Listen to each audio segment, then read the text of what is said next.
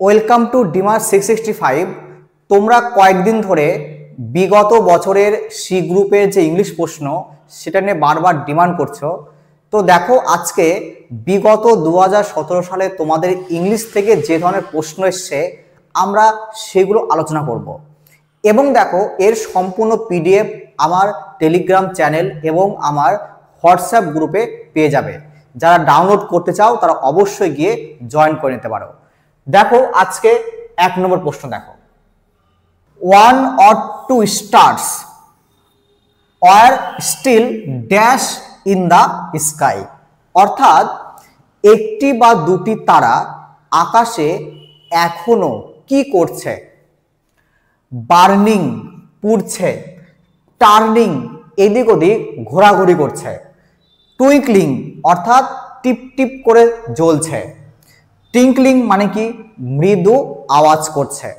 দেখো, আমরা এই যে স্টার্স এর সঙ্গে কিন্তু আমরা সব সময় টুইঙ্কলিং ইউজ করি, মানে মিট মিট করে জ্বলা এই শব্দটি ব্যবহার করি। তাহলে এখানে কি হবে? অবশ্যই অপশন সি তোমার সঠিক আসবে, টুইঙ্কলিং, অপশন সি সঠিক। ঠিক আছে, চলো পরেরটা দেখি আমরা। The boys who wanted to play football were disappointed when it rained। বলেছে দেখো যে ওই ছেলেগুলো যারা ফুটবল খেলতে চেয়েছিল তারা ডিসঅ্যাপয়েন্ট অর্থাৎ হতাশা হয়ে গিয়েছিল। কেন? রেন, বৃষ্টির জন্য। দেখো, এই যে who wanted to play football were disappointed, এটি একটি কিন্তু সাবঅর্ডিনেট ক্লজ, এটি একটি সাবঅর্ডিনেট ক্লজ। এবং মনে রাখবে এই যে ইট রেন্ড, এটাও কিন্তু একটা সাবঅর্ডিনেট ক্লজ। এই দুটি সাবঅর্ডিনেট ক্লজকে কে যুক্ত করেছে বলো? হোয়েন। কি বলো তো? হোয়েন। হোয়েন। তার একটা কথা মনে রাখবে সব সময়, যখন দুটি ক্লজ হোয়েন দ্বারা, যখন দুটি ক্লজ হোয়েন দ্বারা বা অলদো বা অলদো বা বিকজ বিকজ যারা দ্বারা যুক্ত হয় তখন কিন্তু সেই বাক্যকে আমরা বলবো কি? Complex sentence. ওকে, তাহলে হোয়েন, অলদো, বিকজ এই সমস্ত শব্দ দিয়ে যখন দুটি ক্লজ যুক্ত হয় তাকে বলে কমপ্লেক্স সেন্টেন্স। তার সঠিক উত্তর কি হবে? Option A, complex sentence.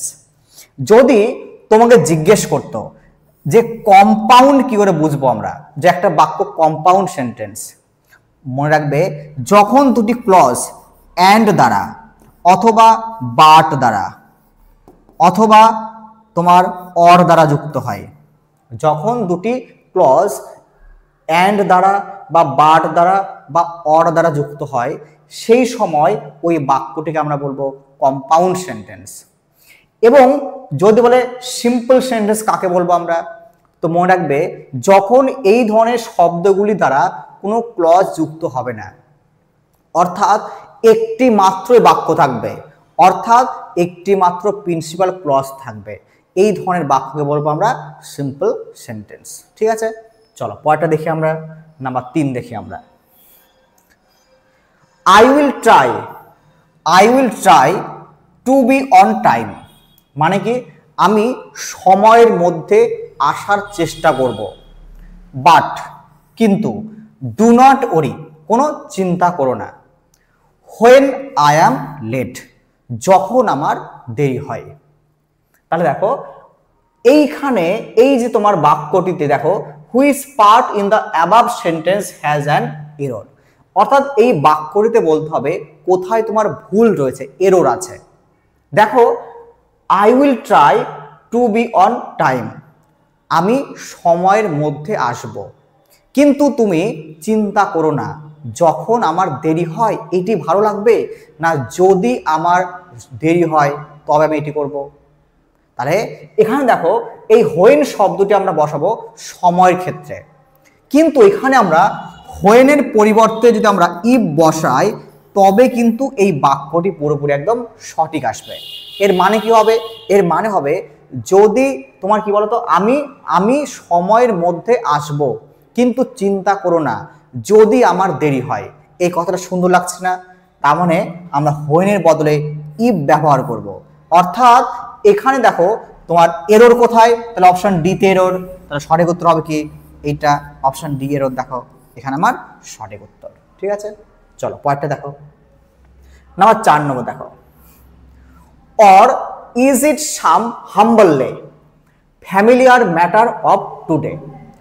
Or is it some humbly, এর মানে কিন্তু খুব একটা সাধারণ গল্প, খুব একটা সাধারণ গল্প ফ্যামিলিয়ার ম্যাটার অফ টুডে, অর্থাৎ আজকাল আমরা যে সাধারণ পরিচিত গল্পগুলো শুনি সেগুলো কিন্তু আমাদের কোনো আশেপাশের কোনো লোকের বা লোকজনের শুনি বা লোককে দেখেই এগুলো শুনতে পাই আমরা বা আমরা দেখতে পাই। তো এই ধরনের যে তোমার দুটি শব্দ বা দুটি লাইন, এই দুটি লাইনের মধ্যে এই হাম্বল কথাটি মানে কি, এই দুটি লাইনে হাম্বল কথাটির মানে কি? দেখো এখানে দেখো অর ইজ ইট সাম হাম্বলে, অর্থাৎ এটি খুবই সাধারণ গল্প। তাহলে হাম্বল মানে কিন্তু এখানে সাধারণ, হাম্বল মানে মনে রাখবে এখানে সাধারণ, এখানে সাধারণ। তাহলে দেখো কি হবে তাহলে এর মিনিং, উইক মানে দুর্বল, কাওয়ার্ডলি মানে কি ভীতু বা ভীরুতা, মিক মানেও কি বলো কি বলো ভীরু ভীরুতা, তাহলে ইনসিগনিফিকেন্ট হবে তুচ্ছ বা সাধারণ, ইনসিগনিফিকেন্ট হবে কিন্তু এটা মানেও কিন্তু তুচ্ছ বা সাধারণ। প্রত্যেকে বোঝা হলো এখানে। তাহলে আমার হাম্বল মানে কিন্তু নর্মাল মানে কি হাম্বল, নর্মাল হাম্বল মানে কিন্তু নম্রতা, বিনম্র, অর্থাৎ খুবই ভদ্র যে, তাকে বলে হাম্বল। কিন্তু এখানে এই দুটি লাইনের মানে কিন্তু অন্য কিছু, এই জন্য হাম্বলের মানে কিন্তু এখানে সাধারণ বোঝানো হয়। ঠিক আছে, চলো পরেরটা দেখি আমরা। নাম্বার 5 দেখি, pick out the correct sentence. এইখানে বলতে হবে যে নিচের কোন বাক্যটি সঠিক। দেখো to be intelligent is more essential than being hard working. মনে রাখবে এখানে যদি টু বি দিয়ে শুরু হয় তাহলে পরের পার্টেও টু বি থাকবে, এখানে বিং হবে না, এখানেও টু বি থাকবে। আবার দেখো being intelligent is more important than to be, এখানে দেখো এখানে বিং এখানে টু বি হবে না। মনে রাখবে এই ধরনের শব্দ আমরা কি বলতো প্রথমে যা বসবে পরের পাঠে আমরা তাই বসাবো। আবার দেখো for one to be intelligent is more important than being hard working, এখানে টু বি এখানে বিং, অর্থাৎ ভিন্ন ভিন্ন হবে না, এটাও হবে না। এরপর দেখো being intelligent is more essential than being hard working, দেখো এখানেও বিং এখানেও বিং, অর্থাৎ এটি তোমার সঠিক উত্তর। এর মানে কি বলতো, being intelligent is more essential than being hard working, মানে কঠোর পরিশ্রমের চেয়ে কি বলতো বুদ্ধিমান হওয়া প্রয়োজন, হওয়া দরকার, অর্থাৎ তোমার বুদ্ধিটা সবথেকে বেশি দরকার আগে কঠোর পরিশ্রমের আগে। বোঝালো? তার অপশন ডি তোমার সঠিক উত্তর। তারপর দেখো নাম্বার 6, অ্যানাদার বাফলিং চেঞ্জ। তাহলে কি বলেছে দেখো, অ্যানাদার বাফলিং চেঞ্জ, অর্থাৎ এমন একটি পরিবর্তন যে পরিবর্তনকে বুঝতে পারে না, অর্থাৎ বুঝতে পারি না। That I noticed in him, মানে কি বলছে বলতো, বলেছে তার মধ্যে এমন একটি পরিবর্তন হয়েছে যে পরিবর্তনটি আমি বুঝতে পারছি না, ধরতে পারছি না। নাও এ ডেজ, অর্থাৎ আজকে আজকাল। Is that he avoids to speak to me, আজকাল সে আমার সাথে কথা বলাই অ্যাভয়েড করছে, মানে ইগনোর করছে। তাহলে বলেছে কি দেখো, which part in the above sentence has an error, তাহলে এই বাক্যটিতে কোন জায়গাতে এরর আছে তোমাকে বলতে হবে। দেখো এইখানে একটা জিনিস মনে রাখবে, এই যে অ্যাভয়েড যে ভার্ব, অ্যাভয়েড যে ভার্ব, তাহলে অ্যাভয়েড মনে রাখবে, এই যে অ্যাভয়েড ভার্ব এর সাথে কিন্তু ইউজুয়ালি জিরান্ড বসে, সাধারণত জিরান্ড বসে, মনে থাকবে। তাহলে অ্যাভয়েডের পর কিন্তু সাধারণত জিরান্ড বসে, এবং মনে রাখবে এই জিরান্ড মানে কি, এই জিরান্ড মানে ভার্বের ফার্স্ট ফর্ম এবং তার সঙ্গে আইএনজি বসবে। ভার্বের ফার্স্ট ফর্ম এবং তার সঙ্গে আইএনজি বসবে। ওকে, তাহলে দেখো এখানে আমরা কি করব, দেখো স্পিক মানে কি কথা বলা, স্পিক মানে কি কথা বলা, এখানে টু স্পিক মানে কি, টু স্পিক কি একটা ইনফিনিটিভ, তাই টু স্পিক কি ইনফিনিটিভ কথা বলা। তাহলে দেখো কথা বলা তো কাজ না, কোনো কাজ কি কাজ না, তাহলে অবশ্যই আমরা কি করব এখানে স্পিকিং করব, আমরা স্পিকিং এখানে আমরা করব স্পিকিং। স্পিকিং কি একটা জিরান্ড, আর জিরান্ড কি একটা নাউন, তাহলে অ্যাভয়েড স্পিকিং হবে, অর্থাৎ সঠিক উত্তর কি হতো, another baffling change I noticed in him nowadays is that he avoids speaking to me। এটা হলো তোমার সঠিক বাক্য। তাহলে ভুল কোথায় আছে তোমার এইখানে, অর্থাৎ এখানে ভুল আছে তোমার, এটা কত নম্বর, অপশন ডি। অপশন ডি তোমার সঠিক উত্তর, অপশন ডি তোমার ভুল আছে কিন্তু এখানে। ওকে, চলো পরেরটা দেখি আমরা, নাম্বার 7 দেখি আমরা। Right an abstract of this এসে।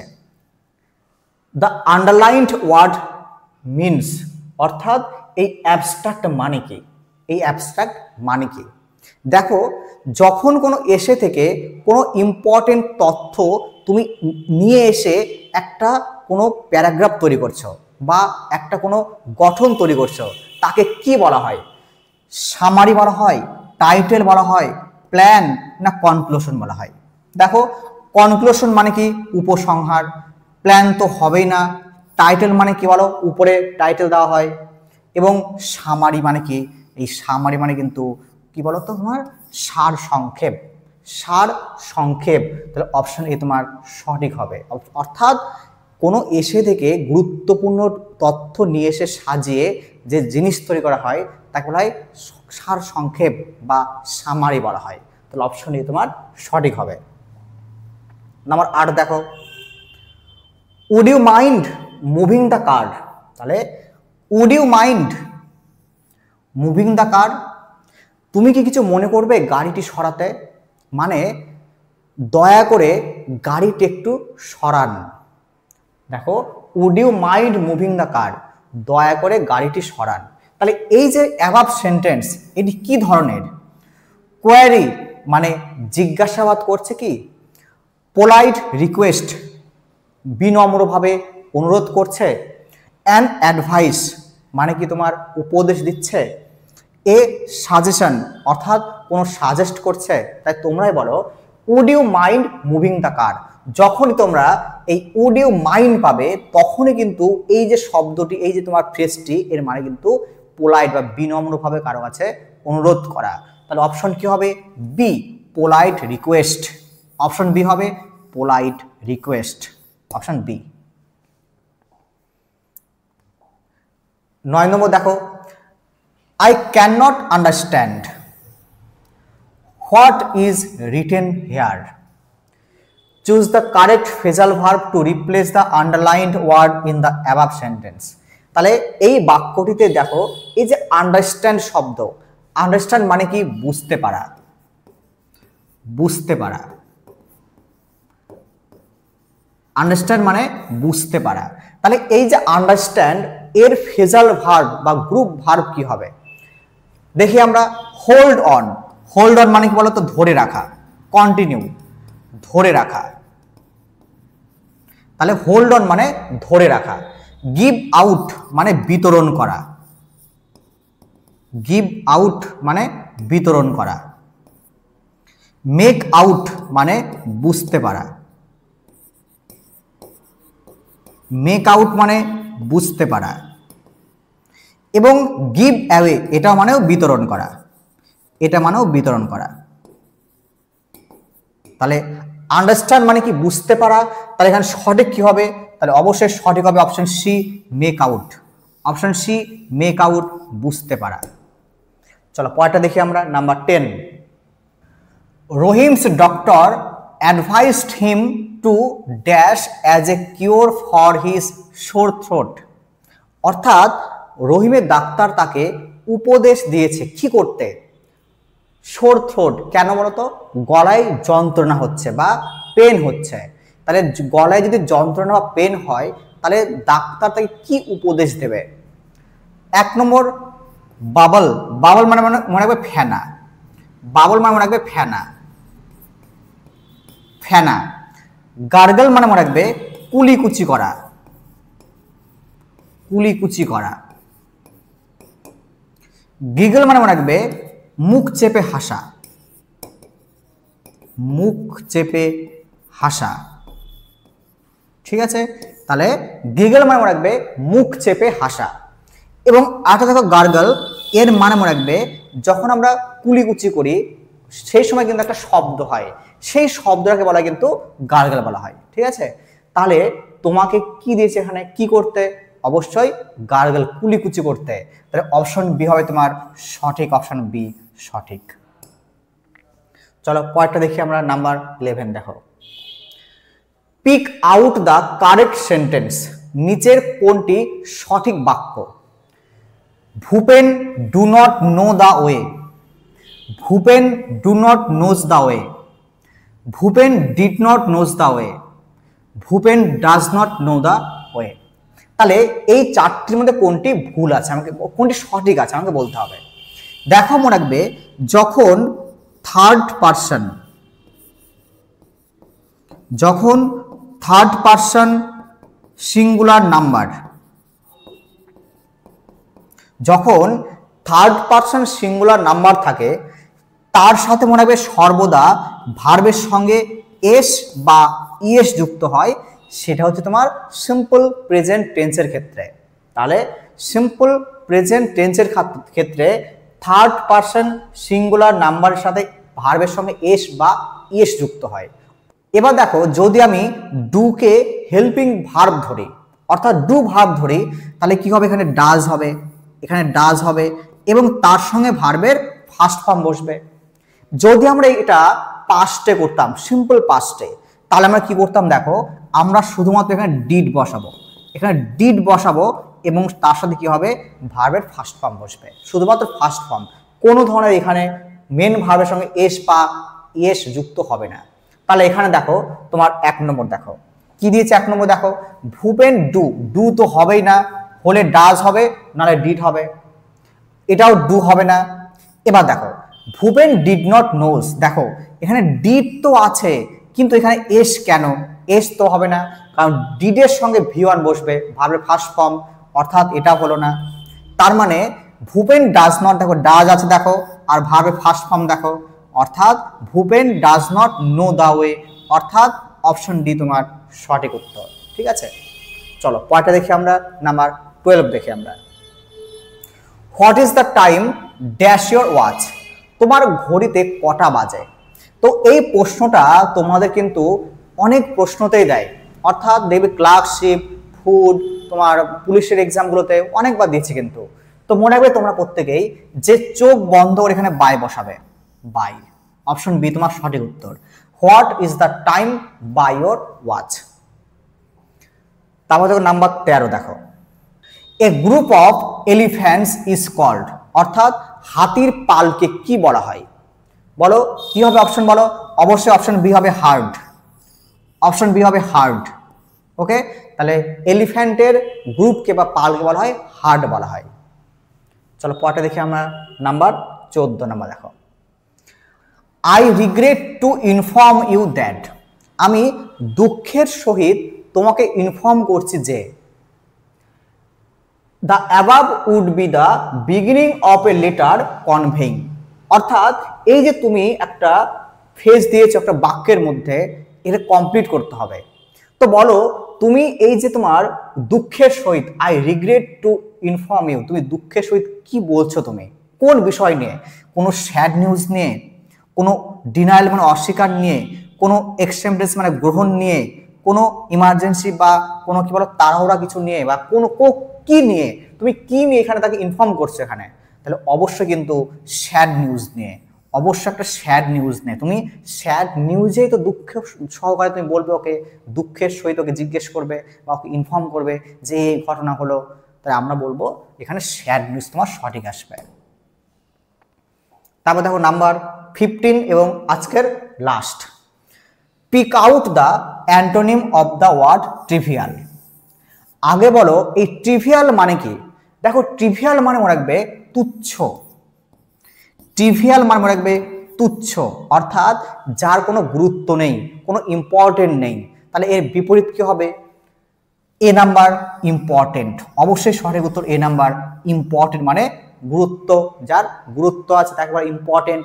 তাই ট্রিভিয়াল তুচ্ছ, ইম্পর্টেন্ট গুরুত্ব। দেখো সিগনিফিকেন্ট মানে কি মনে রাখবে? তুচ্ছ। সিগনিফিকেন্ট মানে মনে রাখবে তুচ্ছ। এখানে ফিউটাইল মানে মনে রাখবে অনুর্বর। ফিউটাইল মানে মনে রাখবে অনুর্বর। এবং ফার্স্ট মানে দ্রুত। তাহলে অপশন হলো এ। এই হলো তোমাদের 15টি বিগত 2017 সালে আসা প্রশ্ন। তোমাদের যদি ভিডিওটি ভালো লাগে অবশ্যই লাইক করো, শেয়ার করো এবং সাবস্ক্রাইব করো।